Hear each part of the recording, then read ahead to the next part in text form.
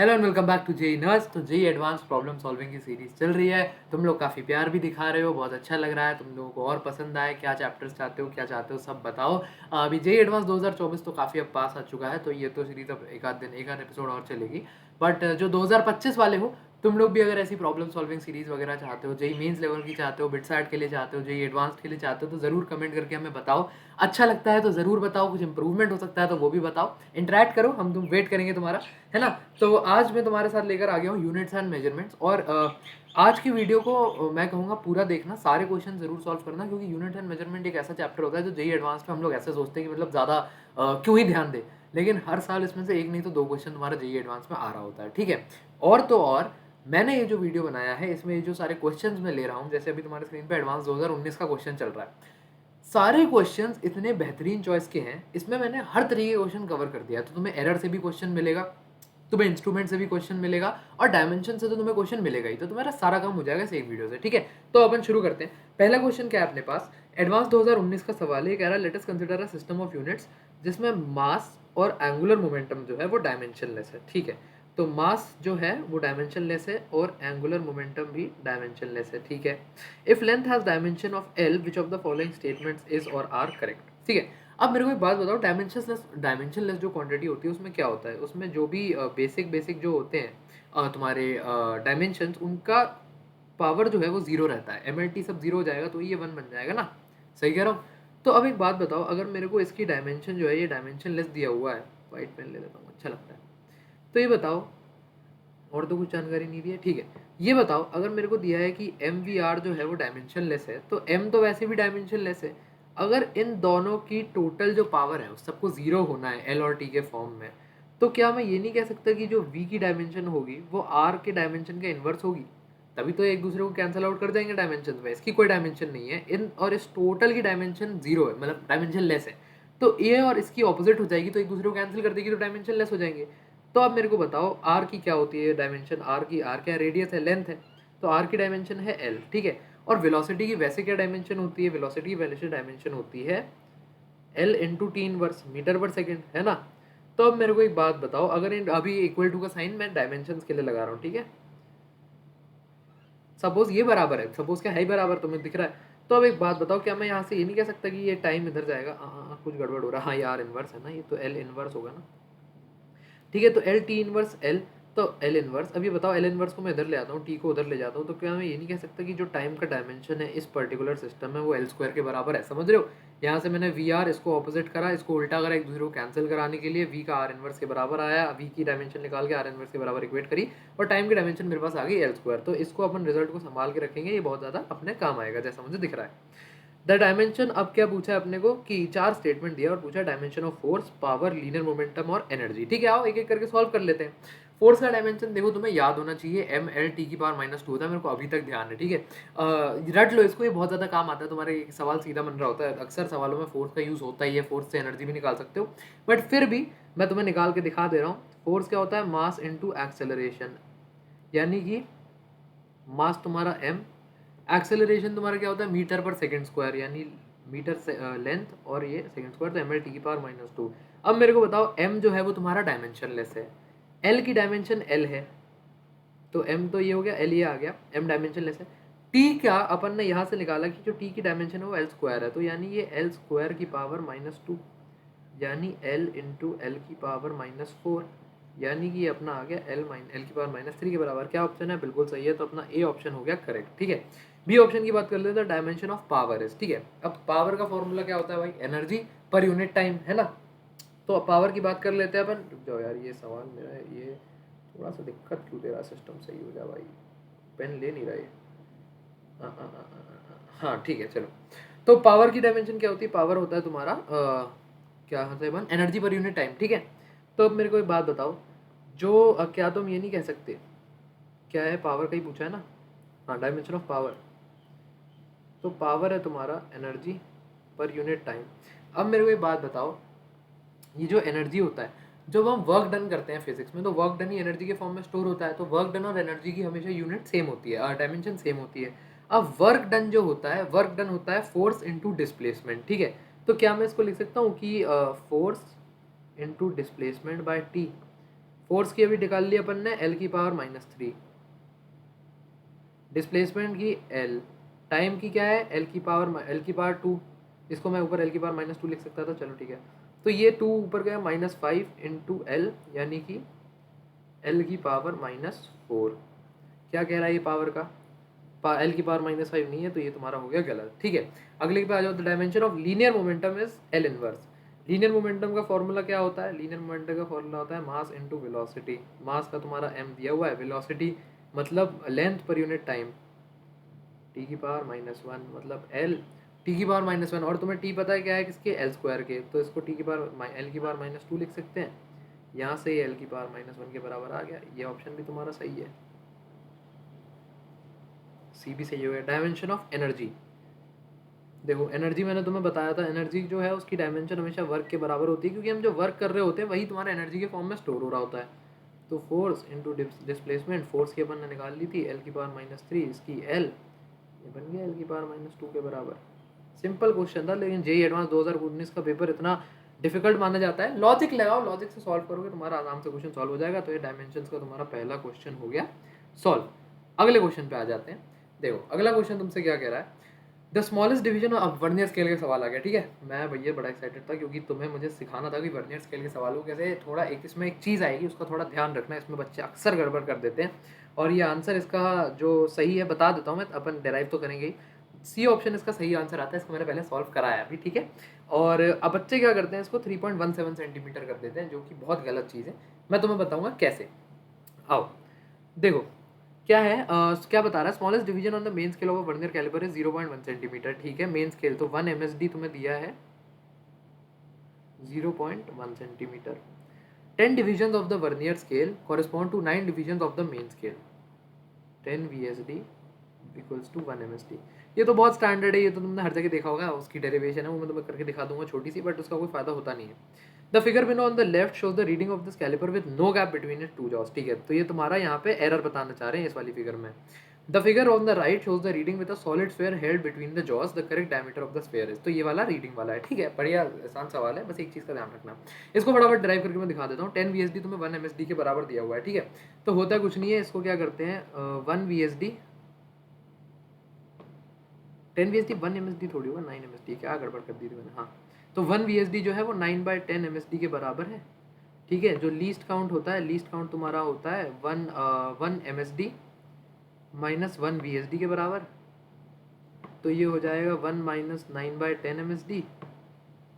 VSD की जगह ये रख दिया, ये तो प्रैक्टिकल्स में करते हो, इसका यहाँ कुछ रिलेवेंट है नहीं, वो तो बस मैं फटाफट अंडरस्टैंडिंग के लिए बता रहा हूँ।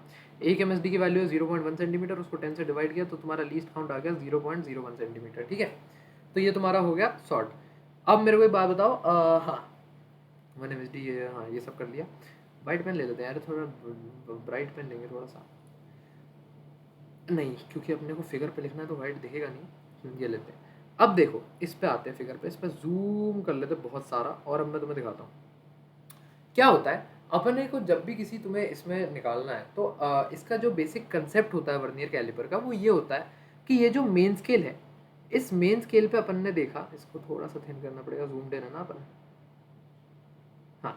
ये जो मेन स्केल है, मेन स्केल पे तुमने देखा कि यहाँ तक तो आ रहा है, लेकिन क्योंकि मेन स्केल की जो एबिलिटी है वो सिर्फ इतना मेजर कर पाने की है एक बार में, तो अपने को ये जो छोटा सा डिस्टेंस है ना यहाँ पे, ये बहुत बारीक सा डिस्टेंस जब अपने को नापना होता है, उसके लिए अपन लोग वर्नियर स्केल का इस्तेमाल करते हैं। ये बारीक सा डिवीजन अब कैसे नापते हैं, यहाँ पे जो भी इसकी ओवरलैपिंग होगी, जैसे इसमें ये वाली ओवरलैपिंग है, तो अपने को पता चल जाता है, इसको अपन लीस्ट काउंट से मल्टीप्लाई करके MSD में ऐड कर देते हैं, और अपने को पता चल जाता है कि ये जो बहुत बारीक सा देख रहे हो, जरा सा आगे ये कितना है, ये डिस्टेंस कितना है, तो उससे तुम पॉइंट डेसिमल के बाद 2 डिजिट सेंटीमीटर में 0.01 सेंटीमीटर लीस्ट काउंट रख के तुम उसको निकाल सकते हो, ठीक है।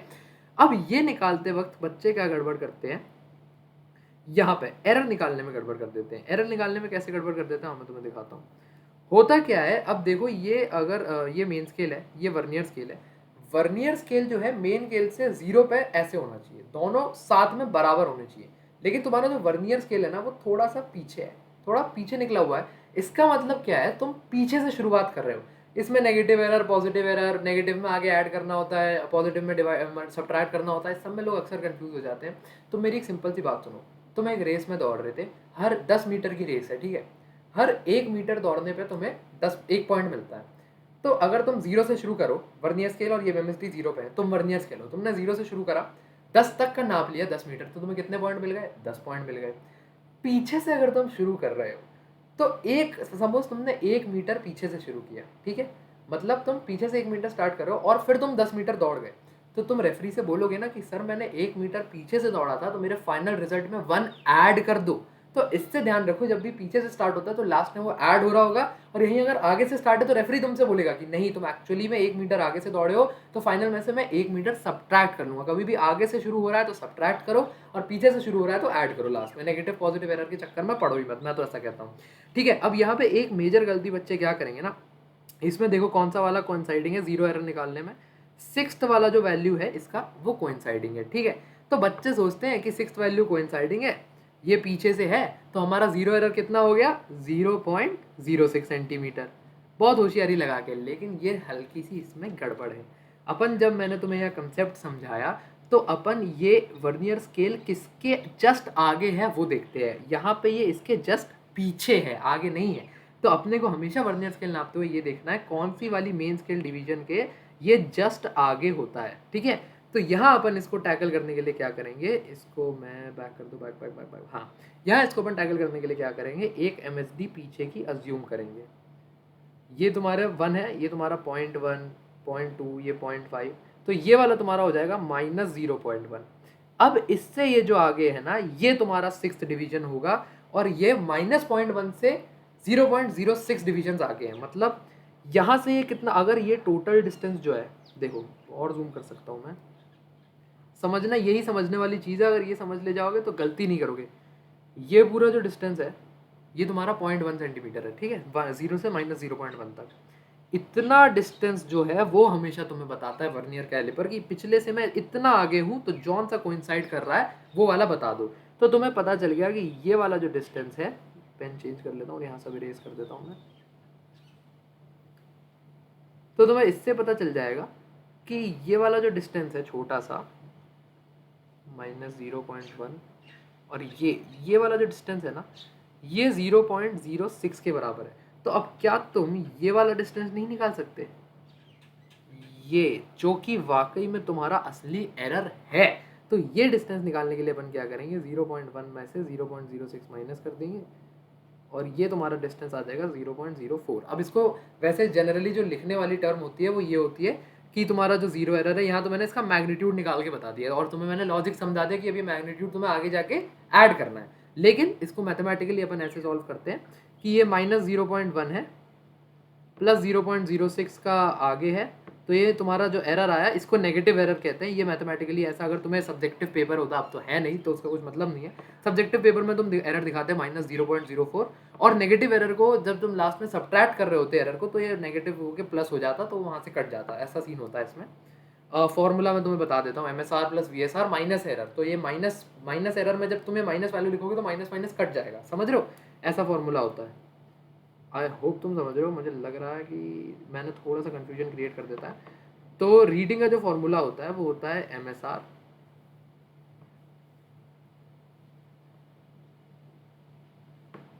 + VSR माइनस एरर। ठीक है, अब यहाँ पे अपन साथ में सॉल्व करते करते ही समझा देता हूँ। यहाँ पे MSR क्या है, क्लोजेस्ट 3.1 है ना, दिख रही है वो तो 3 और 3.1, तो ये MSR है तुम्हारी 3.1। उसके बाद तुम्हारी VSR क्या है यहाँ पे, अब देखो कौन सा कोइंसाइड हो रहा है, फर्स्ट वैल्यू कोइंसाइड हो रहा है। ठीक है, तो VSR हो गई फर्स्ट वैल्यू को VSD आती है ये फर्स्ट वैल्यू, इसको अपन लीस्ट काउंट से मल्टीप्लाई करते हैं 0.01, तो ये हो गया तुम्हारा 0.01 माइनस एरर अपन ने यहाँ से निकाला -0.04, तो ये तुम्हारा हो जाएगा 3.1 + 0.05, तो ये हो जाएगा तुम्हारा 3.15। आंसर है 3.15 कोई, ये रहा, मैंने तो बताया था 3.15 है। अब इसमें क्या है, बस मैंने यहाँ क्या करा, जो प्रॉपर फॉर्मूला लगाया। अगर मैं जो इस वाले मेथड से जाता अगर, तो मैं इस वाले मेथड में क्या कहता कि ठीक है 3.1 है, 3.1 के आगे 0.01 है, तो 3.11 तो हो गया, और क्योंकि मैंने 0.04 पीछे से शुरू किया था, तो मैं 3.11 में 0.04 सिंपल ऐड करके 3.15 तुम्हारा आंसर दे दूंगा। उसमें ऐसा फॉर्मूला लगा के इतनी माथा पच्ची करने की दिक्कत होती नहीं। ठीक है, तो ये तुम्हारा हो गया दूसरा क्वेश्चन भी सॉल्व। अब आ जाओ अगले सवाल पे। अगला सवाल क्या कह रहा है? अगला सवाल है तुम्हारा एडवांस 2020 का। आ जाओ, ये सवाल मुझे बड़ा पसंद है। हाँ, sometimes it is convenient to construct अरे इसको वो रखते हैं ना अपन। Sometimes it is convenient to construct a system of units so that all quantities can be expressed in terms of only one physical quantity. ठीक है? In one such system, dimensions of different quantities are given in terms of quantity x as follow. इन्होंने क्या करा है? बहुत सारी physical quantities को लेके एक x के फॉर्म में बना दिया है। ओके, तो पोजीशन जो है वो x की पावर a, स्पीड x की पावर b, एक्सेलरेशन x की power p, linear momentum x की पावर q, फोर्स जो है वो x की पावर r के बराबर है। ठीक है, आओ अपन एक काम करते हैं, इसको फटाफट लिख लेते हैं। इससे बढ़िया है, देखो पोजीशन क्या है l, ठीक है, इसको ना अपन ऐसे ही लिस्ट करेंगे साथ साथ। ये है x की power a, speed v, x की power beta, acceleration a, x की power p, linear momentum p, x की power q, force f, x की पावर r। देखो अब मेरे को एक बात बताओ, अगर तुमको इन सब की डायमेंशन याद है कि नहीं याद है? देखो लेंथ की डायमेंशन है लेंथ, है ना, ऑफ कोर्स। एल जो है वो तुम्हारी एक्स की पावर ए के बराबर है। एल टी माइनस वन यानी वेलोसिटी जो है एक्स की पावर बीटा के बराबर है। उसके बाद क्या दिया है? एक्सेलरेशन। एक्सेलरेशन क्या होता है? एल टी माइनस टू, ये एक्स की पावर पी के बराबर है। फिर क्या है? Momentum. Momentum mass into velocity, M L T minus one जो है तुम्हारा x की पावर q के बराबर है। समझ रहे हो ना? Velocity L T minus one, उसको मल्टीप्लाई कर दिया m से। ठीक है, उसके बाद आ जाओ, अगला क्या है? फोर्स। फोर्स का तो याद कर लो, M L T minus two, नहीं तो मास इंटू एक्सेलरेशन x की पावर r। बस अब यहाँ पे एक पैटर्न ऑब्जर्व करना है। क्या तुम देख रहे हो? यहाँ से यहाँ सिर्फ एक टी इनवर्स का फर्क है फर्स्ट रिलेशन में। उसके बाद सेकंड रिलेशन में क्या देख रहे हो? यहाँ से यहाँ भी सिर्फ एक टी का फर्क है, L T minus one, L T minus to. अब ये रिलेशन कैसे देखा मैंने, कैसे सोचा कि रिलेशन निकालना है? देखो जो ऑप्शन है ना, तुम्हें जेई एडवांस के क्वेश्चन में समझना पड़ेगा कि क्वेश्चन तुमसे चाहता क्या है, तभी अप्रोच लगा पाओगे, वरना हवा से ही अप्रोच नहीं निकल के आएगी। ये देखो, ये चाहता है कि तुम्हें ए बी पी और क्यू आर इन सब में रिलेशंस निकालने हैं, तो तुम्हें इक्वेशंस में खेलना पड़ेगा। अब तुम्हें अगर इनकी पावर्स में रिलेशन निकालने हैं तो पहले तुम्हें इनके रिलेशन को सॉर्ट करना पड़ेगा ना। तो अब तुम अगर देखो, यहाँ पे भी एक टी का फर्क है और यहाँ पे भी एक टी का फर्क है, तो क्या मैं इन दोनों में कुछ ऐसे तगड़म करके सिर्फ एक टी टी के टर्म्स में दोनों को निकाल दूं अगर, तो इक्वेट नहीं कर पाऊंगा? सोचो, देखो मैंने फर्स्ट में सेकंड को फर्स्ट से डिवाइड कर दिया, ठीक है, या फर्स्ट को सेकंड से डिवाइड कर दिया, तो L upon L T minus one जो है ये तुम्हारा हो गया एक्स की पावर ए अपॉन एक्स की पावर बीटा। अब मेरे को बताओ, एल से एल कट गया, टी माइनस वन नीचे है, तो टी हो गया तुम्हारा एक्स की पावर ए माइनस बीटा के बराबर, है ना। इसको अपन एक जगह सेव कर लेंगे, इक्वेशन वन। अब मुझे बताओ, दूसरी मैंने इक्वेशन ली, इसमें भी मैंने इसको इससे डिवाइड कर दिया, तो यहाँ आया L T minus one upon L T minus two, ये तुम्हारा बराबर हुआ एक्स की पावर बीटा। यहाँ सीधा माइनस पी लिख दूँ, ऊपर बीटा वाला है ना ए और नीचे बीटा, बीटा हाँ, बीटा माइनस पी। यहाँ भी ये कट गया और सीधे एक टाइम इनवर्स नीचे बचेगा, टाइम इनवर्स नीचे बचा तो मैंने ऊपर करके उसको टी कर दिया, ठीक है। तो ये हो गया T is equals to x की पावर बीटा माइनस पी। फिर हो गया ये इक्वेशन टू। थर्ड इक्वेशन बनाने के, अब देखो थर्ड इक्वेशन बनाने के लिए क्या तुम्हें ये सेम टाइम का, सिर्फ एक टाइम का डिफरेंस यहाँ भी नहीं दिख रहा है? बढ़िया, बस इसको भी कर दो divide, M L T minus one M L T minus two is equals to x की पावर क्यू अपॉन में एक्स की पावर तुम्हारा आर, ठीक है। एक्स की पावर क्यू, एक्स की पावर आर आ गया। अब इसको मैं लिख दूंगा एक्स की power Q minus R is equals to T. अब अपने को कुछ नहीं करना, तीनों को उठा के इक्वेट कर दो, क्योंकि ये भी टी ये भी टी ये भी टी के बराबर है। बस उठा के अपन इक्वेट कर देंगे तो अपने को पता चल गया एक्स की power a minus beta is equals to x की power beta minus P is equals to x की पावर क्यू माइनस आर। अब पहले इसमें बात कर लेते हैं, अब क्योंकि बेसिस सेम है तो अपन पावर्स को सीधे सीधे इक्वेट कर सकते हैं। पावर्स को सीधे सीधे इक्वेट कर लेते हैं, A minus beta is equals to beta minus P, ये उधर चला जाएगा इधर से आ जाएगा, two beta is equals to A plus P. ये एक रिलेशन आ गया अपने पास। अब इनको अपन कर लेते हैं इक्वेट, ये इक्वेट हो गए क्या बनेंगे? अच्छा पहले एक बार ऑप्शन तो देख लें, ऐसा कुछ ऑप्शन बन भी रहा है? तो सीधा सीधा बन रहा है पहला ऑप्शन, देखो पहला ऑप्शन बन रहा है A plus P is equals to 2 beta. उसके बाद क्या है P Q minus R beta, नहीं तो P minus Q R A. देखो ये तो बनेगा नहीं, ए और उसमें तो इक्वेशन आ नहीं रही हमारी। पी क्यू आर और बीटा में एक रिलेशन मिल रहा है, और देखते हैं क्या मिल रहा है। तो ये है beta minus P is equals to Q minus R. ठीक है, तो अपने को किस तरफ क्या लाना है, एक तरफ कुछ लाना होगा ना। पी क्यू आर एक तरफ और बीटा एक तरफ, पी क्यू आर एक तरफ करके बीटा एक तरफ करके देखते हैं क्या आता है। Beta is equals to P plus Q minus R. Beta P plus Q minus R के बराबर, देख लो कौन सा ऑप्शन है। बस सेकंड ऑप्शन हो गया, ये दोनों तुम्हारे गलत हो जाएंगे। ए और बी इसका सही ऑप्शन है। जे एडवांस 2020 का सवाल अपन ने हवा हवा में कर दिया सॉल्व। अब आ जाओ तुम अगले क्वेश्चन पर। ठीक है, कौन सा है भाई, जे एडवांस 2021 का सवाल है। जे एडवांस 2021 का सवाल क्या कह रहा है। A physical quantity S is defined as S is equals to E cross B U naught where E is electric field. Okay. अच्छा ये जो है ना, हाँ इसके बारे में मुझे एक नई चीज़ पता चली इस बार। ये मैं तुम्हारे लिए नोट करके लाया हुआ हूँ, एक सेकंड रुको। मैंने कहाँ एक चीज़ लिखी थी। हाँ ये क्योंकि देखो भाई मैं नोट करके लाया हूँ, मान रहा हूँ क्योंकि मेरे को पता नहीं थी बात, और अगर वैसे कुछ यूज़ आती नहीं है, लेकिन अगर तुम लोगों को एक्स्ट्रा जानकारी पता चाहिए हो तो जान लेना। ये क्वेश्चन मैंने पहले पढ़ देता हूँ। S is equals to E cross B by mu naught दिया हुआ है तुम्हें। एक एस फिजिकल क्वांटिटी है जो दी हुई है तुम्हें, E cross B upon mu naught के बराबर। ई जो है इलेक्ट्रिक फील्ड है, बी मैग्नेटिक फील्ड है, mu naught permittivity of free space है। Dimensions of S are same as dimensions of which of the following quantities. ठीक है, अब पता क्या है, एस जो है मेरे को नया चीज़ पता चली, हालांकि इसके बिना भी अपन इसको सॉल्व करेंगे। ठीक है, लेकिन एस जो है तो मैं जानकारी के लिए बता देता हूँ, अगर तुम्हारे पेपर में सीधा सीधा उठ के आ गया तो मज़ा आ जाएगा ना यार। एस जो है वो होता है पॉइंटिंग वेक्टर, इसकी कनेक्ट कर लेना स्पेलिंग, पॉइंटिंग वेक्टर, पॉइंटिंग नहीं यार, पॉइंटिंग होगा। पॉइंटिंग तो काफ़ी फनी सा नाम है, इतना तो कोई माँ बाप अपने नाम को पॉइंटिंग वेक्टर जो होता है ये, ठीक है। और पॉइंटिंग वेक्टर की खास बात क्या होता है, बाय डेफिनेशन जो है पॉइंटिंग वेक्टर की डेफिनेशन होती है ये एनर्जी फ्लक्स देता है। तो एक इलेक्ट्रोमैग्नेटिक वेव में per unit area per unit time कितनी एनर्जी जा रही है, ये उसकी जानकारी देता है। तो बाय डेफिनेशन जो है S is equal to energy upon area into time होता है।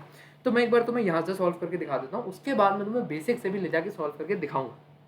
तो जिनको अगर सिर्फ इतना देखना है तो वो लोग ये देख के कर लें, नहीं तो बाकी लोग एक आध 2 मिनट आगे स्किप करके देख सकते हैं वो वाला जो मैं बेसिक से दिखाने वाला हूँ। ठीक है, तो S is equals to energy upon area into time तुम्हें दिया है। अब मेरे को एक बात बताओ, क्या मैं एनर्जी को ये नहीं लिख सकता कि एनर्जी पर यूनिट टाइम क्या होती है, पावर ही तो होती है। तो मैं ये लिख देता हूँ ना, इसको मैं लिख सकता हूँ power upon area. Power upon area एक तो देखो तुम्हारा सीधा सीधा आ गया, अरे अरे कितना आसान क्वेश्चन है ये। ठीक है, एनर्जी एक तो तुम्हारा पावर अपॉन एरिया आ गया। अब दूसरा मेरे को एक बात बताओ, यहाँ चार्ज इंटू करंट है, चार्ज इंटू करंट मुझे कुछ होता हुआ दिख नहीं रहा देखो। ठीक है, force upon length into time और एनर्जी अपॉन वॉल्यूम। देखो एरिया और टाइम से वॉल्यूम तो बनेगा नहीं, force upon length into time को अपन को चेक करना पड़ सकता है। ठीक है, आओ एनर्जी को अपन क्या लिख सकते हैं, एनर्जी को मैं लिख सकते हैं वर्क की और एनर्जी की, ये सारी डेरिवेशन उसमें बात हो रही है किसमें, डायमेंशंस में। तो एनर्जी वर्क मैं तुम्हें बार बार बता चुका हूँ, जो वर्क स्टोर होता है वो एनर्जी के फॉर्म में ही स्टोर होता है। तो वर्क और एनर्जी की डायमेंशन सेम होती है। अब वर्क को मैं लिख सकता हूँ फोर्स इंटू डिस्प्लेसमेंट, तो एनर्जी की डायमेंशन की जगह मैं फोर्स इंटू डिस्प्लेसमेंट लिख रहा हूँ, अपॉन में तुम्हारा एरिया इंटू टाइम।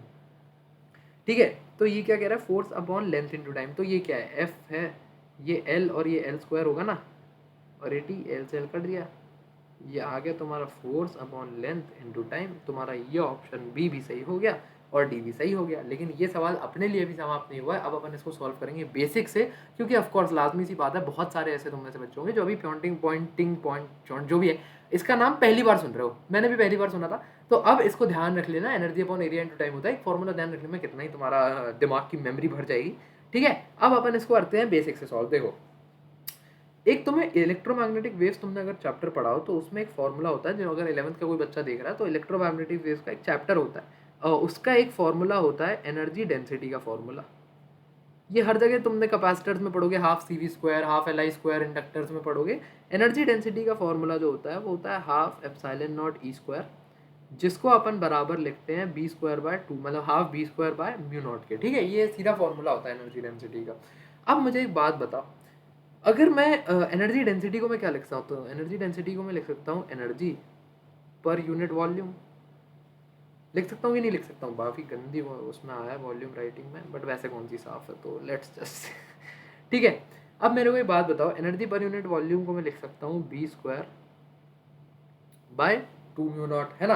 अब B square by mu naught जो है वो तुम्हारा ऊपर अपने को अगर ध्यान हो, एक फॉर्मूला और इस्तेमाल होगा तुम्हारा इलेक्ट्रोमैग्नेटिक इंडक्शन से। जो स्पीड ऑफ लाइट की वैल्यू होती है ना किसी भी इलेक्ट्रोमैग्नेटिक या लाइट वेव के लिए, वो ई अपॉन बी के बराबर होती है। ये तुम लुकअप कर लेना फॉर्मूला, अगर 11th में हो, 12th में तो तुम्हें पता होगा, ठीक है। तो ये C equals to E upon B का फॉर्मूला होता है, बस इसको अपन यूज़ करेंगे। ई की जगह हाँ, ई की जगह अपन को बी सी एक जगह पुट करना है, तो E equals to B C कहाँ पुट करेंगे, मैं क्यों निकाल रहा हूँ वो मैं तुम्हें बताता हूँ। तो मैं एस का एक्सप्रेशन याद है, इसको यहीं रहने दो, भी क्वेश्चन 1 बना के। जो तुम्हारे एस का एक्सप्रेशन होता है वो होता है ई क्रॉस बी, जो ऊपर दिया हुआ है, अपॉन में म्यू नॉट, है ना, यही निकालना है अपने को। कहाँ गया, हाँ, ई क्रॉस बी अपॉन में म्यू नॉट। अब अगर मैं इसको ई की जगह बी सी रख दूँ यहाँ से,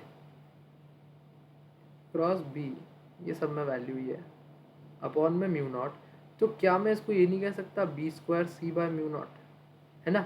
अब मेरे को ये बताओ, ये सेम चीज़ ध्यान नहीं आ गई क्या? और टू को मैं वैसे इग्नोर कर सकता हूँ, कांस्टेंट क्वांटिटी, उसकी कोई डायमेंशन तो है नहीं। अब इतने की तुम्हें डायमेंशन क्या पता है, इतने की तुम्हें डायमेंशन पता है कि ये एनर्जी अपॉन वॉल्यूम के बराबर है। तो यहाँ से एस की डायमेंशन की बात हो रही है, एस की वैल्यू की बात नहीं हो रही है, ठीक है। इसको मैं लिख सकता हूँ एनर्जी अपॉन में वॉल्यूम इंटू सी, बिल्कुल लिख सकता हूँ कि नहीं लिख सकता हूँ? बस अब तुम्हारा क्या खेल है, एनर्जी इंटू एनर्जी ई, सी तुम्हारा क्या है, एल टी की पावर -1, वॉल्यूम है तुम्हारा एल की पावर 3, इसको एक से इधर काट लो तो ये 2 हो जाएगा, ये तुम्हारा बन जाएगा, और इसको नीचे ले आते हैं तो ये बन जाएगा energy upon time into length का स्क्वायर। ऊपर तुम्हारा क्या बना, और लेंथ के स्क्वायर को मैं एरिया भी लिख सकता हूँ, तो ये हो जाएगा energy upon area into time.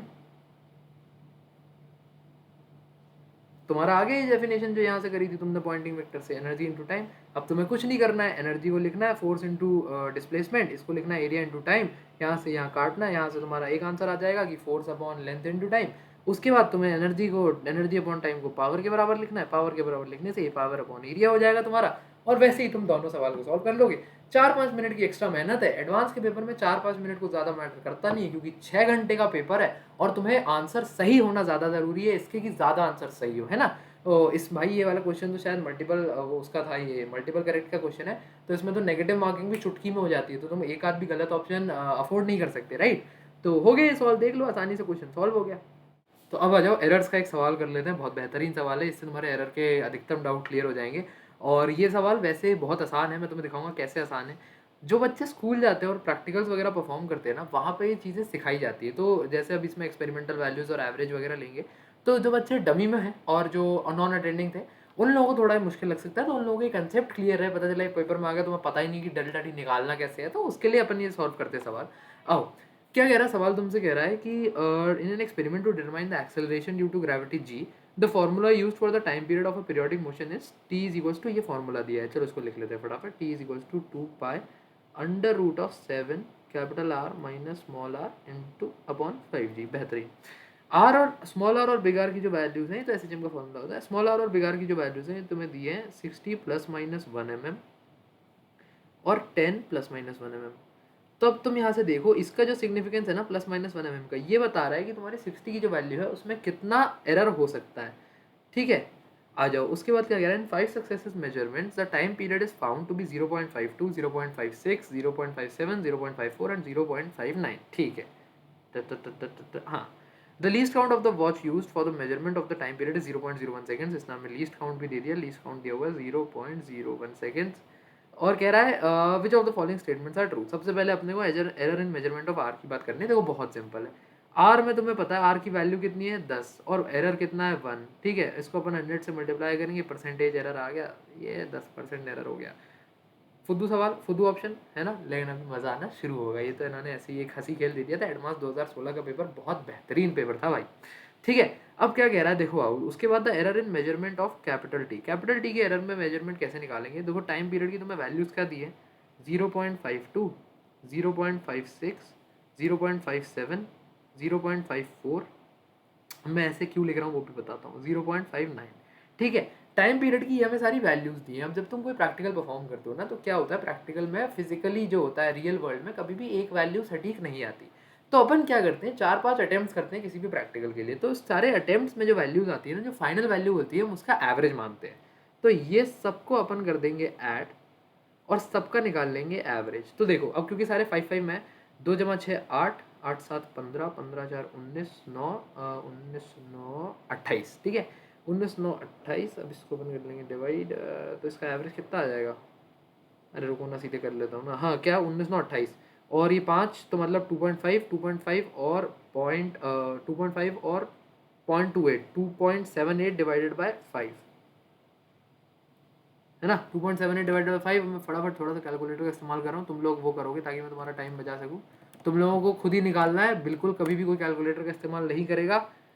ऐसा इसलिए कैलकुलेटर का इस्तेमाल यार अपन नहीं करते कैलकुलेटर का इस्तेमाल, पता है तुम लोग वरना समझोगे। वैसे ही 0.56 कुछ आएगा, देख लेना। चलो 0.56 आता है जहाँ तक मुझे ध्यान है। कैलकुलेटर का इस्तेमाल नहीं कर रहे, कैलकुलेटर का इस्तेमाल मत करना। देखो यार, पेपर क्या है, तैयारी किस में कैलकुलेटर का इस्तेमाल इसलिए करना बेकार चीज़ है। तुम अभी तो कैलकुलेटर का इस्तेमाल कर लोगे, पेपर में कैलकुलेटर होता नहीं है, वहाँ गड़बड़ हो जाएगी। कैलकुलेटर की आदत मत डालो। हमें लगता है सिंपल डिवीजन है, पेपर में कर लूंगा, अभी कैलकुलेटर करके टाइम बचा लेता हूँ, बेवकूफ़ी है वो। अपनी प्रिपरेशन में कैलकुलेटर यूज़ करने की आदत मत डालो, जितना हो सके अपने हाथ से सवाल सॉल्व करो। ठीक है, तो ये 0.56 के बराबर आती है वैल्यू। जहाँ तक मुझे ध्यान है, मैंने सॉल्व करा था, 0.556 या 7 कुछ आता है, तो उसको अपन राउंड ऑफ करके 0.56 लिखते हैं। ठीक है, तो अपने डेल्टा टी एवरेज की वैल्यू आ गई, और डेल्टा टी नहीं है, टी एवरेज की वैल्यू आ गई 0.56। ठीक है, अब इसके बाद क्या करना है अपने को, अब मेरे को ये है। ठीक है, अब एरर क्या होता है, एरर होता है delta T upon T into 100। Error का बेसिक फॉर्मूला है ना। अब टी एवरेज की अपने को वैल्यू मिल गई। अब क्योंकि टी एवरेज की वैल्यू जो है उसको मैं सेंट्रल वैल्यू मान के चल रहा हूँ, तो अपने जो डेल्टा टी है ना, उसको अपन कैसे निकालेंगे। देखो सारी वैल्यूज सेंट्रल वैल्यूज से कितना कितना डिफर कर रही हैं, वो हर उसके लिए, हर रीडिंग के लिए तुम्हारी डेल्टा टी की वैल्यू आ जाएगी। तो सपोज जैसे पहली वैल्यू थी तुम्हारी 0.52, तो ये 0.56 से कितना परे है, 0.04। अब प्लस है या माइनस है वो फर्क नहीं पड़ता, डेल्टा टी की वैल्यू कितनी है 0.04, वो अपन मैक्सिमम ही लेके चलते हैं। एक चीज और आगे तुम्हें ध्यान आएगी, तो मैं बताऊंगा। कभी भी अपन एरर निकालते हैं ना, तो एरर्स को हमेशा हम लोग ऐड ही कर रहे होते हैं। ऐसा इसलिए क्योंकि हमें मैक्सिमम एरर कैलकुलेट करना होता है। तो अगर delta R minus delta R है, तो delta big R minus delta small R, तो जो डेल्टा स्मॉल आर है वो नेगेटिव भी तो हो सकता है, वो -0.4 से +0.4 हो सकता है ना। तो -0.4 वाली वैल्यू को अपन कंसिडर करते हैं। तो डेल्टा बिग आर -0.4 करके डेल्टा आर +0.4 होता है, ताकि मैक्सिमम अपन वैल्यू ले सके किसी भी एरर की, क्योंकि कैलकुलेशन में मैक्सिमम ही निकालोगे। उससे कम है वो तो बोनस है ही है, लेकिन अपने को मैक्सिमम ही निकालना होता है, इसलिए डेल्टा को हम हमेशा प्लस कर रहे होते हैं। ठीक है, तो ये आ गया 0.04। अब ऐसे ना सारे निकाल लो फटाफट। ये पहला वाला 0.04 है, दूसरा 0.56 है, तो 0 प्लस 0.57 मतलब 0.03। हाँ सॉरी, 0.03 नहीं, 0.01 प्लस 0.54 ये होगा 0.02 प्लस 0.59 0.03। अब इसका निकाल लो एवरेज। 4 1 5 2 7 और 3 10 10, इसका एवरेज आ जाएगा तुम्हारा, और ये आ जाएगा 0.01 0.1, तो 0.1 डिवाइडेड बाय 5, तो जीरो, इसकी वैल्यू होगी 0.02। ठीक है, तो यहाँ से टी एवरेज की वैल्यू तुम्हें मिली 0.56, डेल्टा टी एवरेज की वैल्यू मिली जिसको अपन फाइनल वैल्यू लेते हैं 0.02। अब बस उसको उठा के इस फॉर्मूले में अपने को पटकना है, तो ये आ जाएगा 0.02 डिवाइडेड बाय 0.56 इंटू 100, है ना। ये तुम्हारा आ जाएगा, और ये आता है तुम्हारा 3.57 के बराबर। कैलकुलेशन तुम लोग खुद करके देखोगे, वो तुम्हारा होमवर्क है। यहाँ पे वीडियो लंबा हो जाएगा, इसलिए मैं टाइम नहीं लगा रहा हूँ उस पर। ठीक है, तो ये आता है 3.57%। अब आओ जो, तो ये वाला अपने आप गलत हो गया, ए सही है, बी सही है। अब डी की बात कर लेते हैं, और डी जो है वो मुझे लगता है इस क्वेश्चन का मेजर पार्ट है। एक बार पहले अपन दोबारा फॉर्मूला लिख लें ऊपर से। हाँ, T is equals to 2π√7 r-r/5g।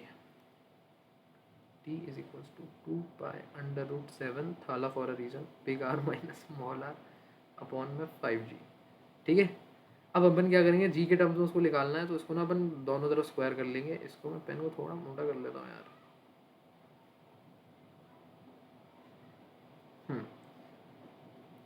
T square is equals to 4π² 7 capital R minus small R divided by 5g। G को उस तरफ ले आओ, तो मैं सिर्फ जी को उस तरफ लाता हूँ, तो g is equals to 4 pi square upon into 7/5, इस सबको कॉन्स्टेंट्स को एक तरफ रखा, इनपॉन में r minus R upon T square. ठीक है, अब एरर निकालने का स्टैंडर्ड प्रोसीजर होता है, दोनों तरफ अपन लोग लॉग लेते हैं। तो लॉग लिया, log of g is equals to, ये इस सब को ना मैं a मान रहा हूँ, ठीक है, तो ये हो जाएगा log of a।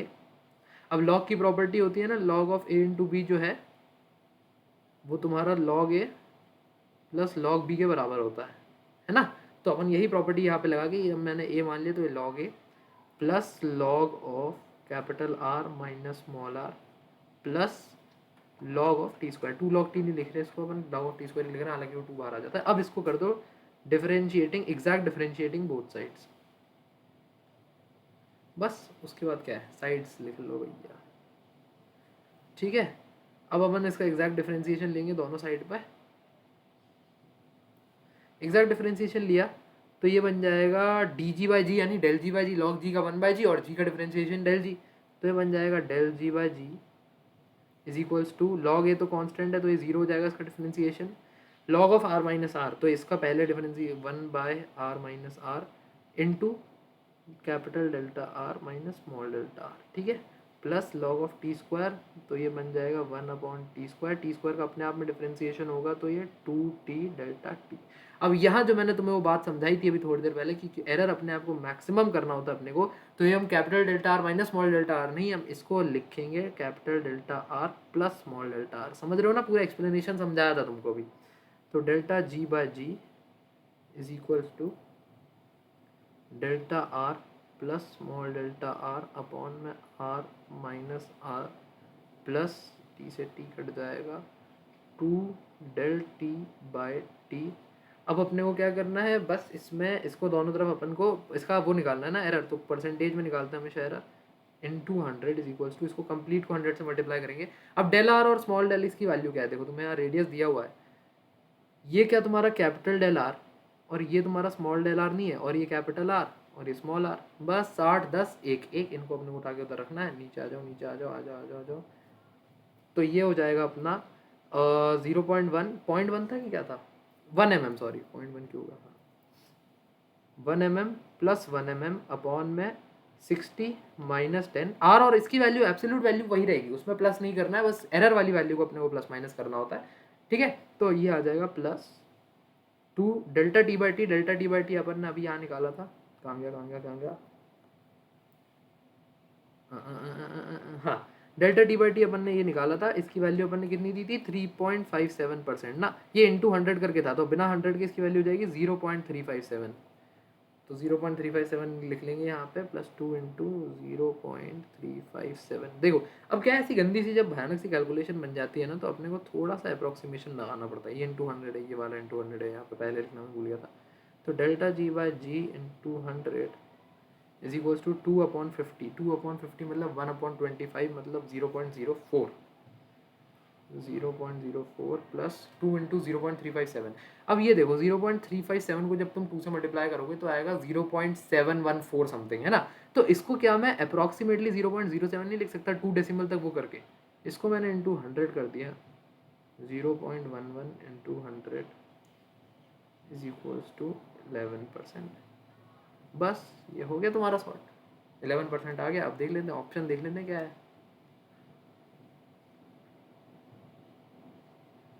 The error determine value of g is 11%। ये तुम्हारा एरर का क्वेश्चन भी सॉल्व हो गया। अपने को यहाँ से बात ध्यान रखनी है कि अगर डेल्टा टी और टी की वैल्यू ना दी हो, रीडिंग्स वगैरह दी हो, तो इस तरीके से डेल्टा टी और टी की वैल्यू निकाली जाती है। अब जेईई एडवांस का पेपर बहुत पास है, चाहो तुम लोग तो एक दिन पेपर वाले दिन क्या स्ट्रैटेजी लगानी चाहिए उसके लिए एक बार शौर्य का इंटरव्यू हमने लिया था, उसने बहुत बढ़िया तरीके से बताया था कि पेपर वाले दिन उसने क्या क्या चीज़ें करी, तो उसका थोड़ा सा तुम लोग वो देख सकते हो चीज़ वीडियो। बाकी बस यार ये सीरीज़ या तो बस एक एपिसोड और होगा या फिर इसको अपन यही समाप्त करेंगे, और अब जेईई 2025 वालों के लिए कंटेंट होगा। 2024 वाले बच्चों तुम लोगों के लिए एक छोटा सा मैसेज है, जो भी अब तुम लोग ड्रॉप लोगे, को तुम में से बहुत सारे बच्चे कॉलेज जाओगे, कॉलेज में जो भी तुम्हें वीडियोस कॉलेज से रिलेटेड चाहिए, किसी को फाइनेंस सीखना है, किसी को वीडियो एडिटिंग स्किल डेवलपमेंट सीखना है, जेईई एडवांस खत्म होने के बाद तुम्हारे पास अच्छा खासा 1-1.5 महीना होता है ना। तो उसमें तुम्हें क्या सीखना है, हमसे क्या एक्सपेक्ट, क्योंकि देखो हमारा स्किल सेट है, मुझे फाइनेंसेस वगैरह आते हैं, और तिजिल को वीडियो एडिटिंग आती है, वीडियो हमारी तिजिल ही एडिट करता है, मुझे शॉर्ट्स एडिट करने आते हैं, वंश को शॉर्ट्स एडिट करने आते हैं, बहुत सारी चीज़ें तिजल बहुत बेहतरीन चेस खेलता है, तुम्हें चेस सीखना है तो तुम वो सीख सकते हो। मैं कंटेंट राइटिंग करता हूँ अपने कॉलेज में और DTU टाइम्स में, वो सिखा सकता हूँ मैं तुम्हें। लिंक्डइन पे प्रोफाइल कैसे बनाते हैं वो सिखा सकता हूँ, मेरे कुछ 1000 से ज़्यादा कनेक्शंस है इस समय लिंक्डइन पे। तो ये सब चीज़ें जो भी तुम सीखना चाहते हो ज़रूर कमेंट करो। और अभी हम कुछ पोल्स भी निकालेंगे कि तुम किस तरीके की चीज़ें चाहते हो as college future college students जो इस साल होने वाले हो। तो बाकी पढ़ाई करते रहो। All the very best for your JEE advance exam. Good bye.